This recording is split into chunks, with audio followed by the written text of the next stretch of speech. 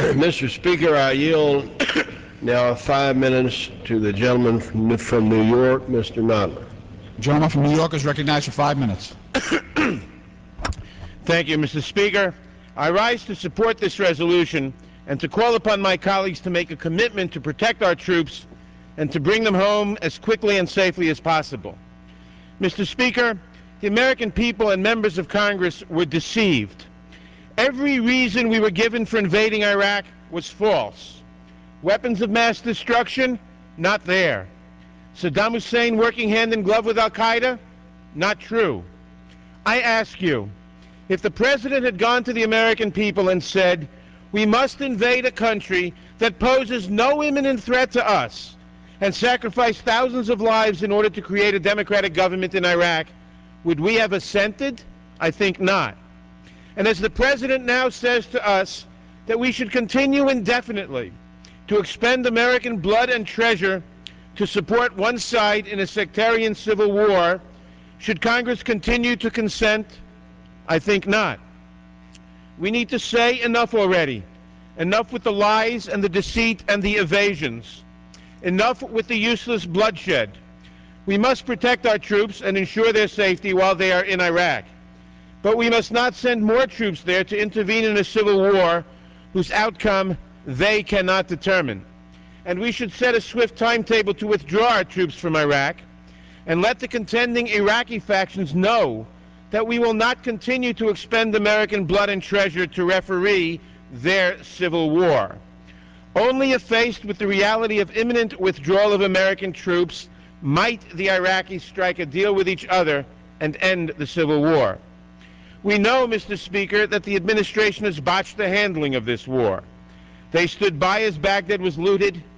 They failed to guard ammunition depots. They disbanded the Iraqi army.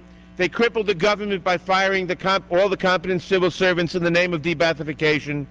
And they wasted countless billions of dollars on private contractors and on God only knows what, with no accounting. And all this while they continued to deny resources to the real war on the real terrorists. They let Osama bin Laden escape. They allowed the Taliban to recover and to reconquer.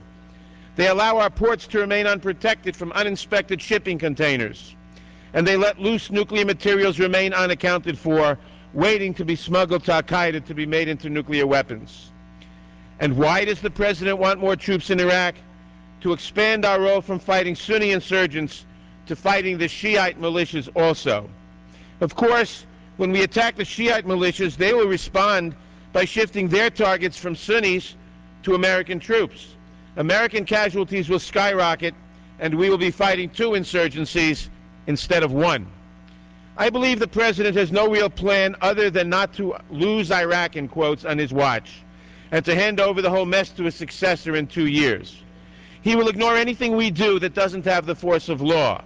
That is why this resolution must be only the first step. In the supplemental budget we will consider next month, we should exercise the only real power we have, the congressional power of the purse. We will not cut off the funds and leave our troops defenseless before the enemy, as the demagogues would imply, but we should limit the use of the funds we provide to protecting the troops while they are in Iraq and to withdrawing them on a timetable mandated in the law. We should provide funds to rebuild the army and to raise our readiness levels. We should provide funds for diplomatic conferences in case there is any possibility of negotiating an end to the Iraqi civil war. And we should provide funds for economic reconstruction assistance. But above all, we must use the power of the purse to mandate a timetable to withdraw the troops from Iraq. We must use the power the people have entrusted to us. The best way to protect our troops is to withdraw them from the middle of a civil war they cannot win, and that is not our fight. I know that if we withdraw the troops, the civil war may continue and could get worse. But this is probably inevitable, no matter how long our troops remain. And if the Iraqis must fight a civil war, I would rather they fight it without 20,000 more Americans dying. Yes, the blindness of the administration is largely to blame for starting the civil war in Iraq, but we cannot end it. Only the Iraqis can settle their civil war. We can only make it worse and waste our blood and treasure pointlessly. So let us pass this resolution, and then let us lead this country out of the morass in Iraq so that we can devote our resources to protecting ourselves from the terrorists and to improving the lives of our people. Thank you, Mr. Speaker. I yield back.